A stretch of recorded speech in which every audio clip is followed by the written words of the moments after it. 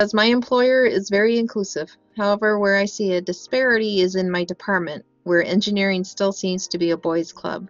Besides getting more women into STEM careers, how do we level the playing field? Yeah, I wanted to take a little bit different perspective, but like Carol, a lot of times I was the only woman in the meeting room, and I apologize to the group that I wasn't here at the beginning, but as you might have read in my profile, I am currently not working. And one of the things that I have found as I do interviews, it's interesting, some of the things Carol mentions, that I'm not seeing that. I'm not seeing a lot of panelists. I'm seeing one-on-one, and you can tell there's a lot of biases.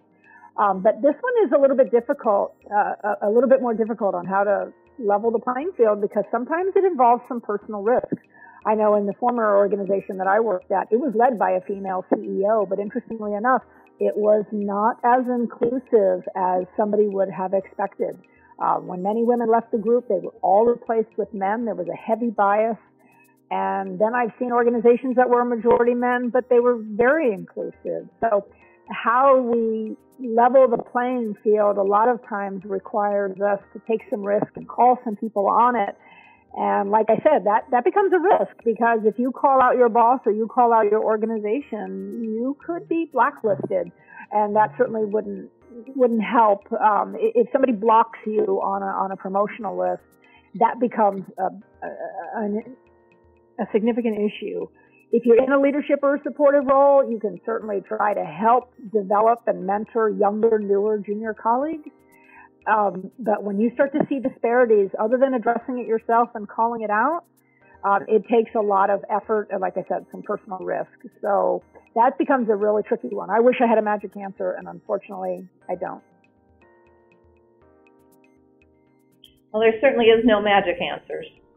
And it's something that has to evolve over time, but there's got to be that recognition, right, that of what do we get for, what's the return on investment when you have a inclusive environment that promotes different ideas, and what is the return on investment that you get from that. And that's where companies that are going to be successful in the future recognize that 50% of the workforce is women, and having diversity in candidates, whether it be cultural backgrounds, gender differences, having a diverse team provides better answers and better solutions. And at the end of the day, companies that have a 50-50 diverse leadership in senior leadership, they are apparently about 20% more, they see a 20% increase in their return on assets, or their return on equity. And that was a study that was done, I think, by McKinsey that provided that information. So there's studies out there that show the value of being inclusive and doing what you can to level the playing field. There's also the Paradigm for Parity Coalition, which is an organization of companies that are working to bring more leveling the playing field and providing that parity by 2030. So, if you're interested in looking for companies that really talk about diversity and what can be done to level the playing field, check out that organization. It's, as I said, Paradigm for Parity. I have another recommendation. There's a group called White Men for Diversity, or White Men Diversity Partners, something like that. You can Google it. They have a lot of really good information of how to approach the diversity issue. That was one of the questions that popped up a minute ago. How do you approach that? Because that's always a sensitive topic. And how do you teach that? Just listening to the other person, I think, is really, really important.